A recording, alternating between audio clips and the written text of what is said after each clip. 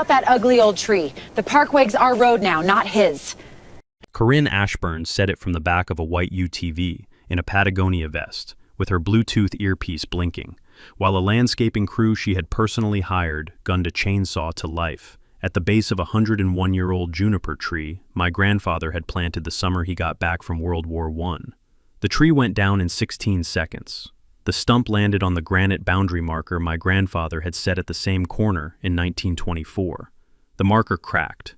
My son Wyatt, a wildland fire captain visiting from Idaho, was beside me watching. Corinne lifted her iced matcha latte toward the sky in a small, satisfied toast, turned her UTV around, and drove off down the road she called Whitaker Parkway. She thought she had just won a property dispute. She didn't know I was about to sell the entire 2,300 acres to the Nez Perce tribe, including the only road in and out of her subdivision.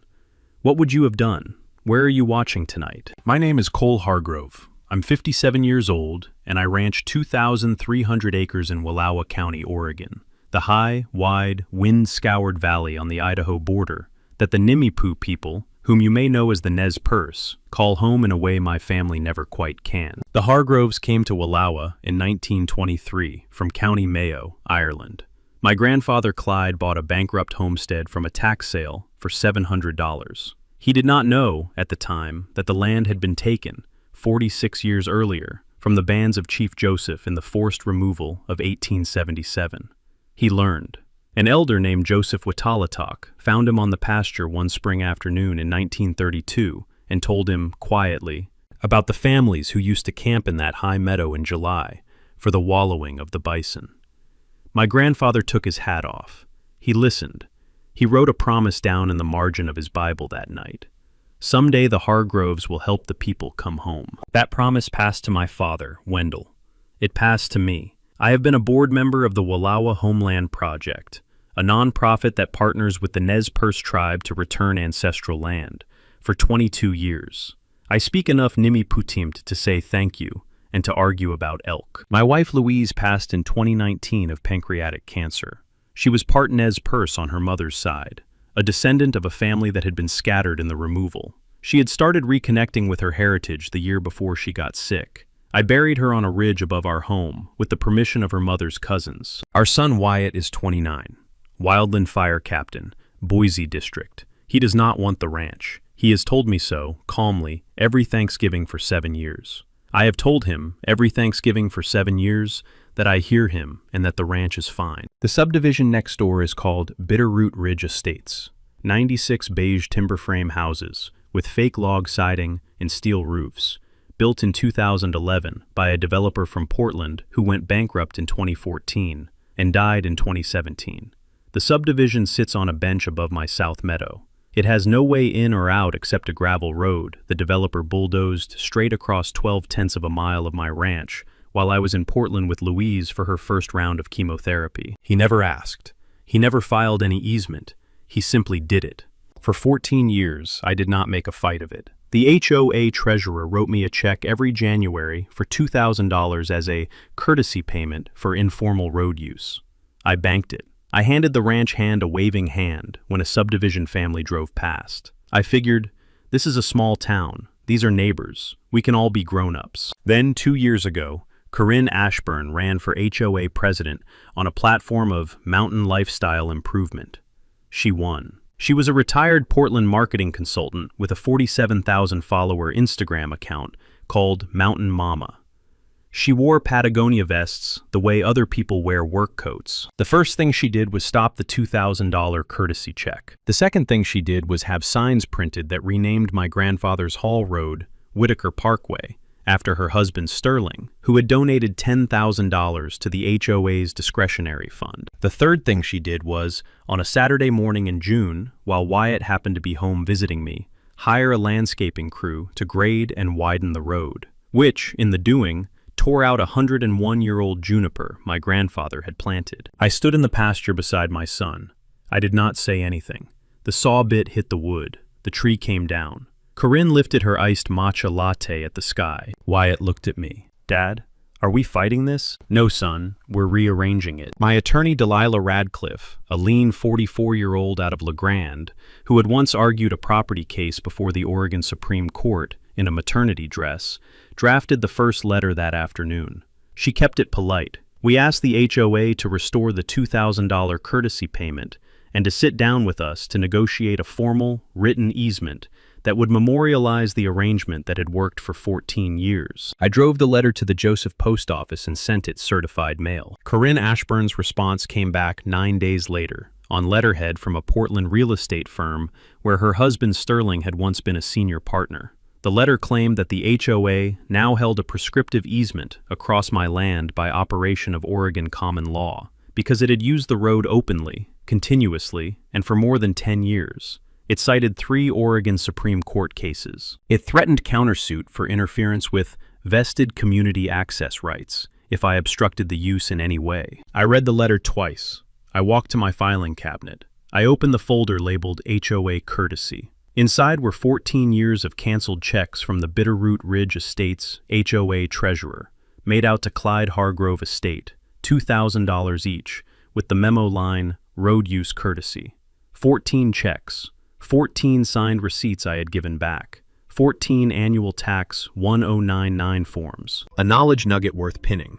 In most states, including Oregon, a prescriptive easement requires that the use be adverse, meaning against the owner's permission. A single document showing the use was permissive kills the prescriptive claim. 14 such documents, spanning 14 years, kills it 14 times over. Corinne did not know about the folder. I did not tell her. Instead, I hosted a small meeting in my barn the following Tuesday evening.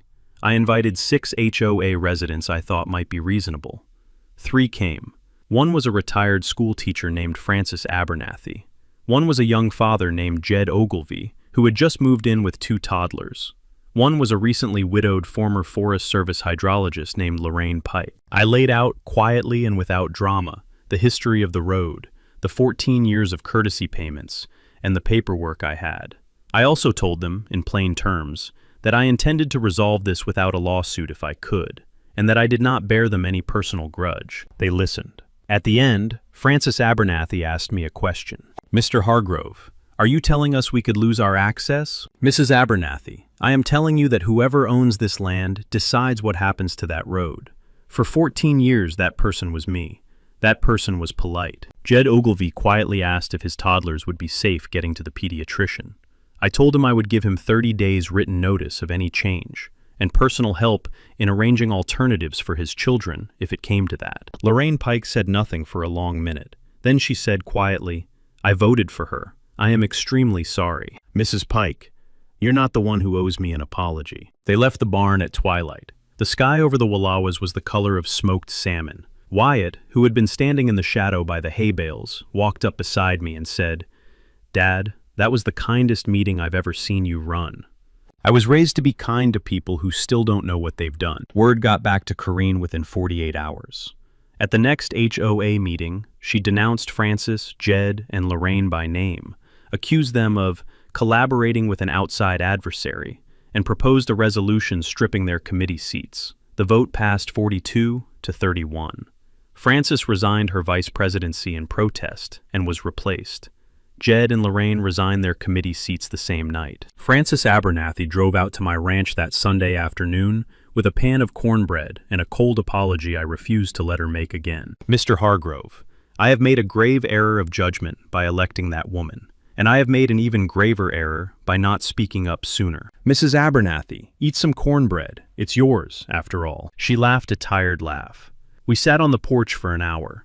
She told me about her late husband, who had taught social studies at the Joseph High School for 31 years. She told me about her granddaughter in Bozeman, who wanted to be an archaeologist. Before she left, she said, softly, "Mr. Hargrove, whatever you decide to do, I would like to help." I nodded. I filed her name in a mental folder. I did not know yet that I would need it. Corinne Ashburn did not take the resignation of 3 community members as a sign she had misread the room. She took it as a sign she needed to consolidate. Within 10 days, she pushed through an emergency vote of the remaining HOA board to formally dedicate the road as Whitaker Parkway. Not merely signed, but engraved on a 4-foot stone monument at the subdivision entrance, which her husband Sterling paid $8,000 out of pocket to commission.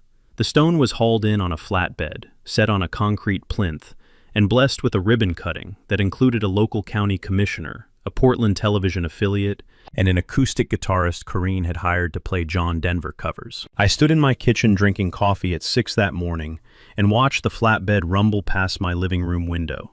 My dog Bread, a 14-year-old blue heeler, whined low.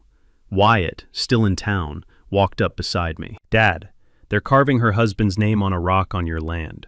They're carving her husband's name on a rock that sits on your great-grandfather's old pasture, yes. And we're patient." 2 days later, I drove into Joseph for fence staples and ran into Corinne at the post office. She was at the counter in a sage green vest and a silk scarf printed with dreamcatcher motifs. The post office was small and full, Tuesday lunchtime, and at least 9 people were within earshot when she saw me, turned in my direction, and raised her voice. "Mr. Hargrove, how's the bitter old rancher routine today?" I did not answer. "You know," she said, to the room at large now, "some of us in this county actually want to build things. Not everybody wants to sit on a mountain and resent the world because he lost his wife." The post office went quiet. The postmistress, a 59-year-old woman named Roberta Coyote, stopped her date stamp in midair. A retired logger in line behind me shifted his feet. I stepped up to the counter. I asked Roberta for a book of forever stamps. I paid. I thanked her. On my way out, I held the door for an elderly woman with a cane. I did not look at Corinne on the way past. In my truck in the parking lot, I sat very still for about 90 seconds. Then I took a small notebook from my glove box and wrote down the date, the time, the names of 3 witnesses I remembered by sight, and the exact phrase Corinne had used about Louise. A takeaway worth saving. If somebody publicly insults you or your family, in a way you may later need to document, write it down inside an hour. Date, time, place, quote, witnesses. Courts treat contemporaneous notes as far more credible than memories reconstructed months later. That afternoon, Corinne's road widening project began in earnest. A contractor out of Baker City, not one I recognized, brought in 3 dump trucks of aggregate, a grader, a 12-ton roller, and a small excavator. Over the next 4 days, they widened the road by 6 feet, graded the shoulders, and dumped fresh fill along a riparian buffer strip that ran down to Clearwater Creek. Clearwater Creek, which is a federally designated coho and steelhead salmon spawning tributary under BLM management, was now receiving road-grade sediment at an observable rate. I photographed. I time-stamped. I filed a water quality complaint with the Oregon Department of Environmental Quality that evening, along with a parallel filing with the National Marine Fisheries Service under the Endangered Species Act. Clearwater Creek has had documented steelhead presence since 1947. Bitterroot Ridge Estates had just poured 200 cubic yards of sediment-laden fill along its bank without a permit, without a biological assessment, and without so much as a courtesy call to the Wallowa-Whitman National Forest Office, whose boundary the creek crossed a half-mile downstream. By Friday morning, an Oregon DEQ inspector was on the road with a clipboard. By Friday afternoon, a National Marine Fisheries Service biologist was walking the stream bank. By Monday, Corinne's contractor had been issued a stop work order and a preliminary environmental enforcement action, with potential fines beginning at $40,000 per day of ongoing impact. Corinne, when she heard, called a friend of her husband's at the governor's office. The friend did not pick up. I drove up the county road that evening at dusk, past the stone monument with her husband's name carved on it, past the stopped excavator, past the yellow warning tape the federal biologist had strung along the creek. I rolled my window down. The wind off the Wallowas smelled of sage and wet fir. I listened, for about 2 minutes, to the creek running. Then I drove home. I made a grilled cheese. I sat down at my grandfather's oak desk, and I opened the bottom drawer. Inside was the Bible my grandfather had written his promise in 1932. I had not touched it in 15 years. The next morning, Corinne's husband Sterling called on his county commissioner friend a second time, and this time the friend picked up. By Tuesday, a memo had gone from the Wallowa County Road Department to the Oregon Department of Transportation, asking for a determination of whether Whitaker Parkway should be designated a de facto public road under ORS 368.201, a designation that, if granted, would have stripped most of my rights as the underlying landowner in favor of effective public access established over time. Delilah Radcliffe laughed her dry laugh when she saw the filing.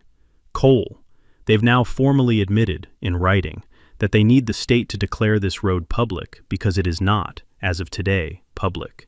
They have signed their own deposition. Can we block it? I already did. Submitted your 14 years of courtesy payments and receipts this morning. ODOT response? 48 hours, written denial, with a polite suggestion that the petitioners should consider the elements of their own argument more carefully before the next such filing. The county commissioner friend is not, I suspect, going to be a friend much longer. Wyatt was at the kitchen table. He had taken an extra week of leave to stay with me through this, which I had not asked him to do, and which I was not going to refuse. He looked up from his coffee. Dad, we're winning the procedural pieces. That woman still doesn't know she's lost. She doesn't. When are we going to tell her? I looked at my son across the table. He had my father's eyebrows. He had my mother's jawline. He had his own mother's stubborn, silent anger, which she had passed to him intact. Son, I don't think we're going to tell her. I think we're going to do the thing, and the thing is going to tell her. What thing? I took a breath. I thought about how to explain it. Wyatt, for 22 years I have sat on the board of the Wallowa Homeland Project. That nonprofit exists to return ancestral land to the Nez Perce tribe. Over the years, they have acquired parcels here and there. 100 acres, 500 acres, 1,000. They've been looking, for the past 18 months, for a contiguous parcel of high meadow habitat large enough to run a bison herd, protect salmon habitat, and host a youth cultural camp. Roughly 2,000 acres, bordering the national forest, with clean water. They have federal grant funding in place, $12 million, waiting. I let that sit. Wyatt set his coffee down very carefully. Dad, you're not. I am. Our ranch, 2260 of it. I'll keep 40 acres around the house for us. A life estate. His eyes filled. He did not wipe them. He looked out the window at the south pasture. He looked at the ridge where his mother was buried. Dad, Mom always talked about, I know. She used to say, I know, son, that's why we're doing it. He got up. He walked to the window. He stood there a long minute with his back to me. Then he came back and he hugged me, which was a thing he had done exactly 3 times in his life. The morning of my wedding, the afternoon Louise died, and now. Dad, if you do this, she's going to find out exactly 3 hours too late. That's roughly the plan, yes. Okay. He wiped his eyes with the heel of his hand. Okay, what do you need me to do? I need you to keep your mouth shut for 61 days, and I need you to come with me Thursday to Wallowa. A knowledge nugget worth saving. In Oregon, a private party selling land to a federally recognized Indian tribe does not trigger state or county review rights in the way a commercial sale might. The transaction is private. Once the tribe takes title, the tribe can, as any owner could, terminate any unrecorded encroachments under state common law, with 30 days written notice in most cases. The timeline is faster than people realize. Thursday morning, Wyatt and I drove the 42 miles to Wallowa, Oregon, and I introduced him to a 61-year-old tribal council member named Margaret Broncho, who had known his mother. Margaret Broncho's office was a small, cedar-sided cottage on Main Street in Wallowa, with a wood stove and a framed photograph on the wall of her grandmother riding into the valley in 1997 for the first Tamcalix homecoming ceremony. After 120 years of exile, Margaret was a tribal council member and executive director of the Wallowa Homeland Project. I had known her since 1999. She poured coffee for Wyatt, who had never met her, and she poured coffee for me, who had. She sat down at her desk and folded her hands. Cole, what are you bringing me? Margaret, I'm bringing you 2,260 acres of high meadow, clear water, and bad road arrangements. I am asking $7.5 million. I am leaving approximately $3.8 million of fair market value on the table, intentionally. I would like to close in 61 days, if you can move that fast. She did not react for a full 10 seconds. Her eyes went slightly damp, which I had seen twice before in 26 years of knowing her. Cole, the federal grant is approved. The foundation match is secured. The tribe has been waiting for a parcel this size for 18 months. Why this week? I told her. About Corinne, about the juniper, about the stone monument, about the courtesy payments, about Louise's letter, which I had read the night before, and which said, in one line near the bottom, Cole, someday if you can help bring Wallowa home to its first people, you should. Margaret listened. She did not interrupt. When I finished, she stood up, walked around her desk, and put one hand on my shoulder and one on Wyatt's. Your mother, she said to Wyatt, came to this office 3 times in the year before she passed. She walked the meadow with me once. She pointed at the ridge where your great-grandmother Watalatok used to camp in July. She said, I remember it. I still remember it. She asked if someday her family could help. Wyatt nodded. He did not trust his voice. Margaret turned to me.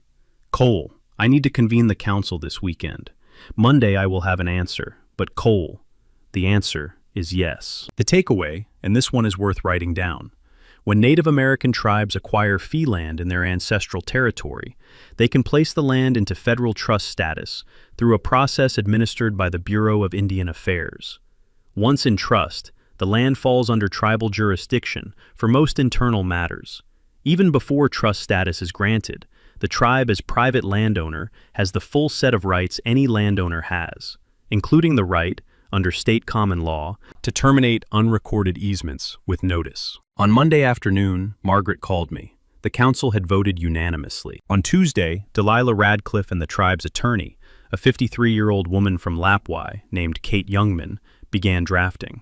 The purchase agreement included a conservation easement overlay, a carve-out of my 40-acre homestead with a permanent life estate, and a provision, written in Kate Youngman's careful prose, that the tribe would receive all existing encroachments, easements, and encumbrances, including the undocumented graveled roadway informally designated by adjoining Bitterroot Ridge Estates Homeowners Association as Whitaker Parkway, which the buyer shall have full authority to terminate upon acquisition, pursuant to Oregon common law. I read that paragraph in Delilah's office 3 times. I laughed, quietly, only once. Delilah looked at me over her reading glasses. Cole, you know what you're doing, don't you? Yes, ma'am.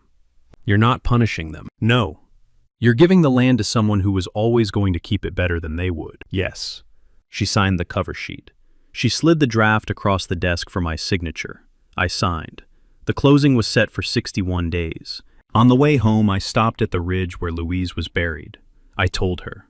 I told her twice because she used to make me repeat important things. 61 days is a long time to keep a secret in Wallowa County, but it is not long enough to keep one forever. Delilah Radcliffe, Kate Youngman, and I moved with the kind of quiet speed that people in small towns mistake for normal behavior, which is why it works. I closed my ranch books for the fiscal year. I paid every outstanding invoice, every property tax, every state fee. I renewed my agricultural land assessment. I had my cattle herd transferred legally to a small, separate LLC that would continue grazing a lease on my retained 40-acre parcel after closing. The tribe's grant coordinators in Washington, D.C., processed the federal funds transfer in 29 days, which, for a BIA-administered program, is essentially miraculous. Margaret called me the day the money landed in escrow. She said, Cole, the ancestors are helping you along. Delilah structured the sale to include a parallel permanent conservation easement on the homestead parcel I was retaining, recorded with Wallowa Land Trust, so that my remaining 40 acres could never, under any scenario, be converted to residential development after my death. Wyatt, if he wanted it eventually, could have it as working ranch land, or nothing. He had agreed. He was, in his own quiet way, becoming a different man over those 61 days. I met twice with Kate Youngman and the tribe's habitat ecologist, a 26-year-old woman named Winona Penny, to walk the South Meadow and identify the best locations for the future bison paddock, the salmon red restoration zones, and the youth camp lodges. Winona sketched on butcher paper with a green pencil. Wyatt, I noticed, did not take his eyes off her while she drew. Frances Abernathy drove out on a Wednesday evening with a second pan of cornbread. I did not tell her what was happening. I did not tell anyone outside the immediate legal and tribal circle. But I did ask her one quiet question over coffee on the porch. Mrs. Abernathy, if, hypothetically, the road through my land were suddenly the subject of a change, would you be willing to serve as a credible, reasonable voice for the reasonable members of your subdivision? She looked at me for a long moment. Mr. Hargrove, you're doing something, aren't you? I am not going to say, but I am asking. Then yes, whatever it is, yes. I nodded. I poured her another cup of coffee. Meanwhile, Corinne Ashburn was not idle. Sterling Ashburn, her husband, filed a preemptive lawsuit in Wallowa County Circuit Court, asserting a prescriptive easement and requesting a declaratory judgment establishing the road as permanent community property. Delilah filed a motion to stay on grounds of pending real property transfer. She did not specify to whom. The judge granted the stay for 60 days, over Corinne's attorney's objection. Corinne's attorney, I am told, looked confused when the stay was granted. Delilah, I am told, smiled once and said nothing. Corinne, growing paranoid but not informed, began visiting my gate. 3 times in 2 weeks her cream Land Rover pulled up at the cattle guard. She honked. She did not ring the bell. She did not leave the car. I did not come down. Once she filmed herself on Instagram, sitting in the driveway saying, "This is the kind of isolation mountain people live with." Mountain Mama's engagement rate on that post was her highest in 3 months. On day 54, at 1 in the morning, someone shot out my mailbox with a 12 gauge. My driveway trail camera caught a side-by-side UTV with Bitterroot Ridge HOA stickers. The driver's face was not visible. His license plate was. He was Corinne's second cousin by marriage, a 41-year-old from Enterprise named Buddy Haldren, who had spent 2 weekends in 2022 in the Wallowa County Jail for public intoxication. Wyatt saw the footage the next morning, stared at the screen for 40 seconds, and said, "Dad, are we pressing charges?" "We are logging it. We are not pressing. Not yet. The moment will come." "When?" 7 days from now. On day 58, Sterling Ashburn had his corporate counsel send Delilah an offer to settle the road matter for $50,000 in exchange for a fully recorded easement. Delilah forwarded it to me with a 3-word note. Too late. Really. On day 60, I sat on my porch with Wyatt at sunset. The juniper Corinne had destroyed was, by that day, marked with a small wooden stake where the replacement would go. A sapling the tribe's nursery had grown from a cutting of the original, which Winona Penny had quietly taken in the hours after Corinne's chainsaw crew left. We drank the last bottle of Jameson Louise had bought in 2018. We did not say much. The Wallowas turned lavender and then gray. A coyote called, far off, and a second answered from closer in. The next morning, we drove to the Wallowa County Recorder's office in Enterprise.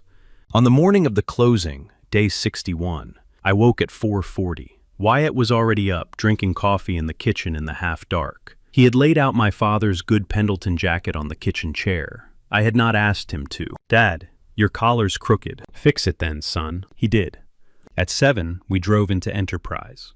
The Wallowa County Courthouse, a stone building with green window frames, sat at the corner of Main and River. The recorder's office was on the ground floor, staffed by a 60-year-old woman named Jolene Reeves, who had, over 26 years, watched me file, in that very office, my father's death certificate, my mother's will, and my own marriage license. Delilah Radcliffe arrived at 7:15 with a banker's box of documents. Kate Youngman, the tribe's attorney, arrived at 7:20 with a leather satchel. Margaret Broncho, the tribe's executive director and my friend for 26 years, arrived at 7:23 with 2 tribal council members, an 82-year-old elder named Oliver Williams, and a single small bundle of sweetgrass wrapped in red cloth. Jolene Reeves, when she saw the procession, stood up from her desk, smoothed her blouse, and said simply, "Well, it's about time." She had, apparently, guessed. The papers were executed at 8:02 a.m. I signed over 2,260 acres to the Nez Perce tribe, acting through a descendant trust established under the Wallowa Homeland Project. Kate Youngman countersigned, Margaret countersigned, Delilah notarized. Elder Oliver Williams, 82 years old, whose grandfather had been born in the Wallowa Valley in 1876 and had been taken out of it at 4 years old in 1877, placed his hand on the final signature page and said, in Nimi Putimt, a short blessing that lasted about 9 seconds. He translated for Wyatt and me afterward. He said, "The breath of this place has waited a long time. It breathes again today." Wyatt put his hand on my shoulder. He did not say anything. Afterward, we all stood on the courthouse lawn under a clean October sky. Margaret handed me a small wooden disc, sanded and oiled, with a single burned inscription in Nimi Putimt. She translated it quietly. "The keeper, the one who held." She said, "Cole, you held it for us for 102 years. Thank you." I have a habit, when I cannot speak, of clearing my throat and nodding. I cleared my throat. I nodded. By 10 a.m. we had returned to the ranch, now the Tamcalls Meadow Cultural Restoration Area, with my 40 acres carved out in the center. Kate Youngman sat at my kitchen table with her satchel open. She drafted, on my grandfather's typewriter, which I had suggested she use for the ceremony of it, a formal 30-day notice of termination of encroachment. The notice was addressed to the Bitterroot Ridge Estates Homeowners Association, care of Corinne Ashburn, HOA President. It stated, in plain prose, that the undersigned, as of this morning's recorded transfer, was the new fee simple owner of the land, across which the unrecorded graveled roadway colloquially designated by the HOA as Whitaker Parkway presently crossed. It stated that no easement, license, or written permission currently existed. It invoked Oregon common law and the buyer's sovereign rights as a federally recognized Indian tribe. It gave the HOA 30 days from the date of personal service to vacate the encroachment or enter into a negotiated license agreement. Kate signed it. Margaret countersigned as director. A Wallowa County Sheriff's deputy, accompanying the tribe's representative, a sergeant from the Nez Perce Tribal Police named Willow Spaulding, in uniform at the tribe's request, drove to Corinne Ashburn's home in Bitterroot Ridge Estates that afternoon and served the notice in person. A takeaway worth saving. Personal service by a tribal officer in full uniform, carrying a formal notice from a federally recognized sovereign Indian nation, is a distinctly sobering form of mail delivery. It is not easily misunderstood. It is not easily thrown away. Sergeant Spaulding reported back to Margaret at 4:17 p.m. Corinne Ashburn had answered the door in a bathrobe, holding a glass of rosé. She had looked at the notice. She had looked at Sergeant Spaulding. She had said, in an audible voice, "This has to be a joke." Sergeant Spaulding had replied, politely, "Ma'am, it is not." At 4:37, the tribe's press office released a statement. At 4:41, the Oregon Public Broadcasting Affiliate picked it up. By 6, the national AP wire had it. By 8 that evening, the first car from a Portland television station had pulled up at the Bitterroot Ridge entrance gate, cameras rolling. I watched the local news from my porch. My phone rang once. I did not answer. Corinne Ashburn's first response was to call an emergency HOA meeting for the following evening. She called it on her Mountain Mama Instagram story at 9:30 p.m. the night of the notice, in a yellow pashmina, eyes red, the camera shaky, claiming that her community had been betrayed by a vindictive rancher and a hostile outside force, and demanding that residents rally at the clubhouse the next night at 7. Her follower count dropped by 3,200 over the next 12 hours. By morning, Francis Abernathy had organized a counter meeting. It was held at the same clubhouse, same night, but at 6 p.m., 1 hour before Corinne's. Francis had called 53 of the 96 homeowners personally. 41 showed up. She presented the facts, calmly, with a set of printouts Delilah had prepared for her as a courtesy. She explained the 14 years of courtesy payments. She explained the prescriptive easement failure. She explained the sale to the tribe. She explained the 30-day notice. At the end of her presentation, she said, "Neighbors, we have two choices. We can follow Corinne Ashburn into a fight we cannot win and will not deserve to win, or we can approach the Nez Perce tribe with respect, with humility, and with a willingness to pay for the use of a road that was never ours. I am going to do the second. I invite you to join me." A show of hands. 38 of 41. Corinne's 7 p.m. meeting was attended by 12 people. 7 of them left within 20 minutes. Meanwhile, the national news cycle was doing what national news cycles do. Nez Perce tribe acquires 2,300 acres in ancestral homeland. HOA caught off guard. Ran in the New York Times on day 3. The Washington Post ran a long feature about the Wallowa Homeland Project on day 5. A freelance documentary filmmaker from Seattle called Margaret Bronshow and asked if she could begin pre-production on a piece about the acquisition. Margaret said yes. Corinne, during those 5 days, attempted several moves. She contacted the Oregon Attorney General's office and requested an investigation into abuse of tribal sovereignty. The AG's office issued a polite written response, clarifying that tribal sovereignty is protected by federal treaty and the Oregon Constitution, and that acquisition of fee land by a federally recognized tribe is a lawful private transaction. She contacted the Bureau of Indian Affairs Portland area office. The area director, a 60-year-old career BIA employee named Randall Flute, returned her call within an hour. listened for 5 minutes, and then informed her, also politely, that the only role the BIA played in the transaction was processing the trust status application, which was proceeding normally. He wished her a good afternoon. She called my cell phone directly from a blocked number. I did not answer. She drove up to my gate with a casserole on day 6. I did not open the gate. Wyatt, watching from the porch, said, "Dad, that woman has officially brought 4 pans of food up to this ranch since she got here, and she has never once been invited." She tried to intimidate Wyatt by calling the Idaho Department of Fire Management with a complaint alleging violent threats Wyatt had allegedly made toward HOA residents. Wyatt had been in Boise all week, on a controlled burn, with a documented crew of 19. The IDFM returned her call politely, informing her that false reports to state agencies were a Class C misdemeanor under Idaho Code Section 18-705. They also forwarded the complaint to the Wallowa County Sheriff's Office, who referenced it, quietly, in a growing file. A knowledge nugget worth saving. Many states make it a crime to file a knowingly false complaint against a licensed professional or state employee. If somebody is doing this to you or a family member, request the written intake report through your employer. In most states, the complainant's name is a matter of public record once the complaint is adjudicated as false. On day 7, Corinne finally, belatedly, reached out to Francis Abernathy in an email at 11 p.m., asking Francis to help arrange a meeting with the tribal leadership to resolve this matter. Francis forwarded the email to me, to Delilah, and to Margaret within 15 minutes. Margaret replied, through the Homeland Project's official channels, that the tribe was, in fact, willing to discuss a negotiated license, but that the negotiation would be conducted in a public forum on the tribe's schedule, with full transparency, and not through Corinne. The public forum was set for the 10th day. Corinne was not invited to speak. She came anyway. The Joseph Community Center sits at the corner of North Main and East First in downtown Joseph, Oregon, across from a statue of Chief Joseph the Younger, carved in bronze. The center is a single-story building with a pitched roof and a wall of windows facing the Wallowas. It holds 200. On the evening of the public forum, 231 people arrived by 6:30. Chairs were set up in the parking lot with speakers.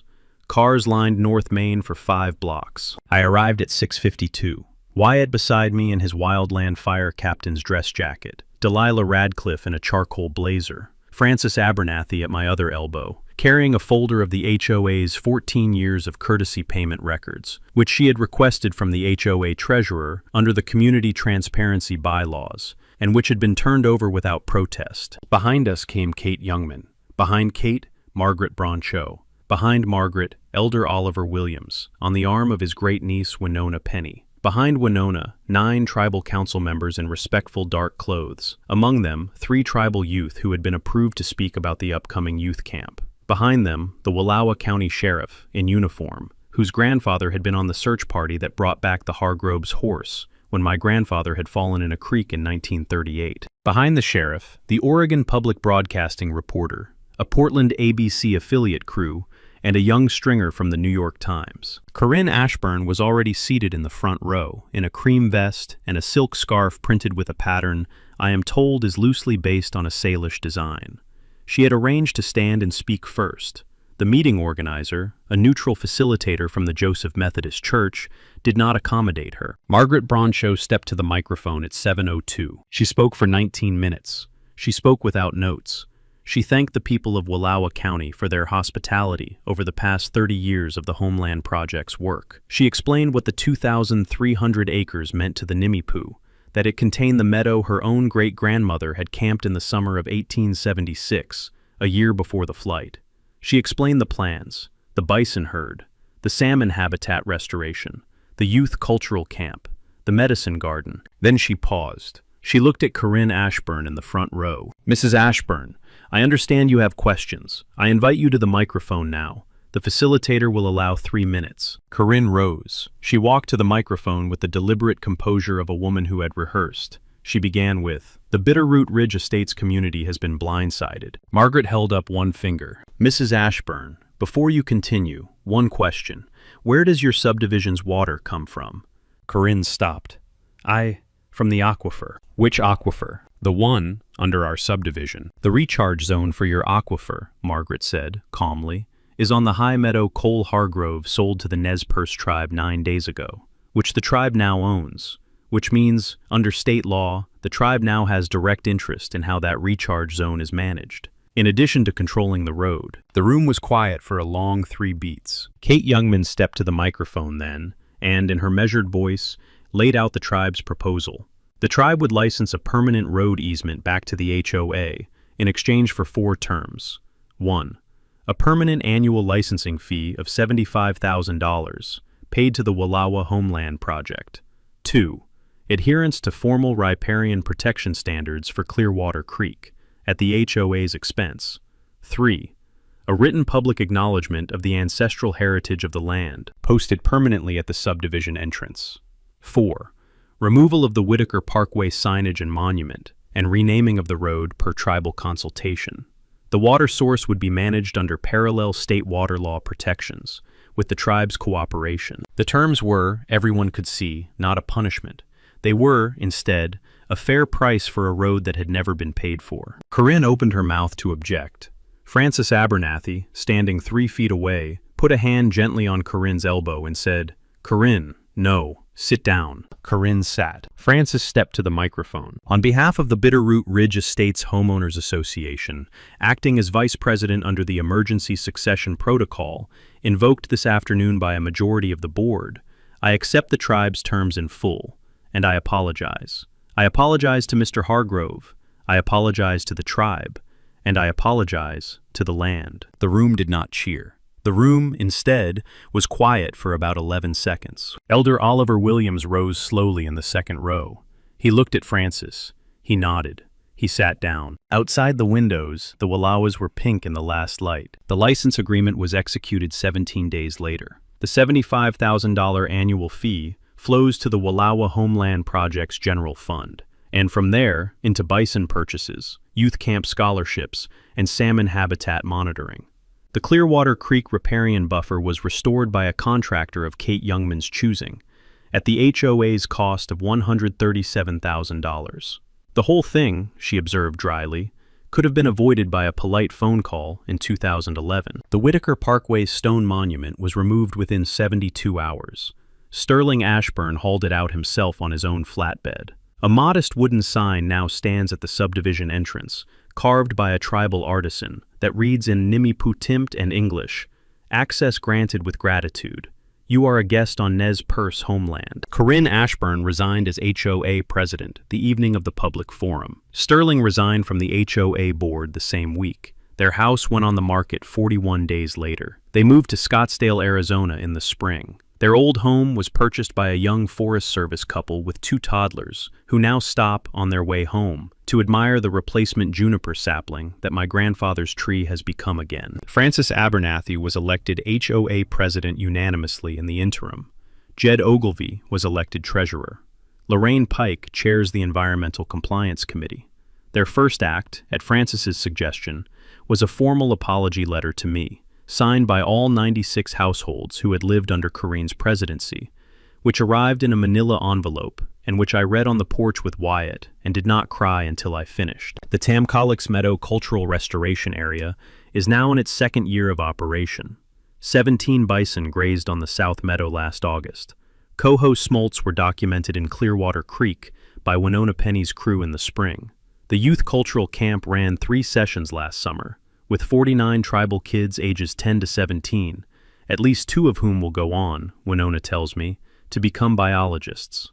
The medicine garden sits where the old juniper used to stand, surrounded by a deer wire fence that my son helped build in a single long weekend. I kept my 40 acres. I kept my small cattle herd. I visit the meadow 3 or 4 times a week. The tribal council gave me a permanent honorary seat on the Land Stewardship Committee, which I attend, mostly, to listen. Wyatt began visiting more often.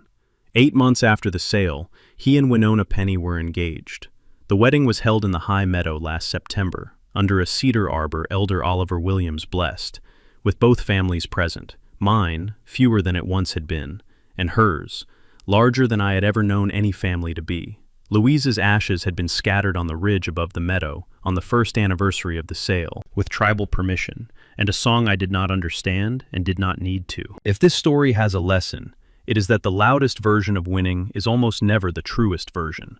Corrine Ashburn wanted to build a reputation on a road she did not own. She built a cautionary tale instead. My grandfather wrote a one-line promise in the margin of a Bible in 1932. 3 generations carried it. My son and I closed it on a Tuesday morning in October, in a small stone courthouse in Enterprise, Oregon.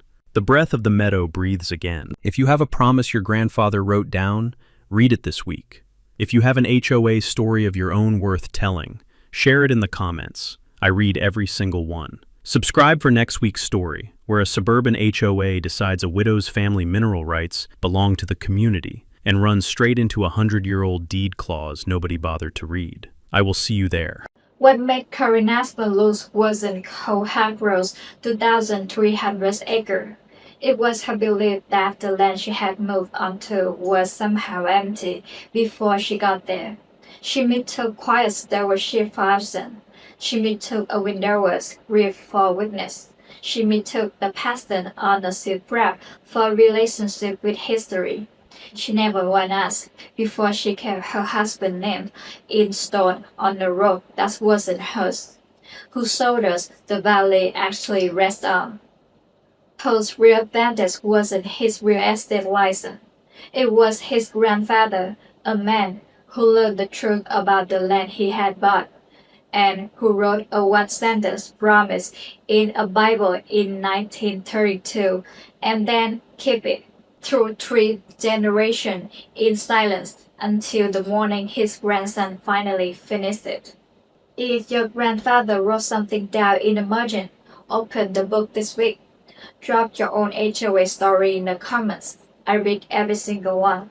Subscribe for next week, where a suburban HOA decides a widow's family mineral rights belong to the community, and run straight into a 100-year-old deed clause nobody bothered to read. See you there.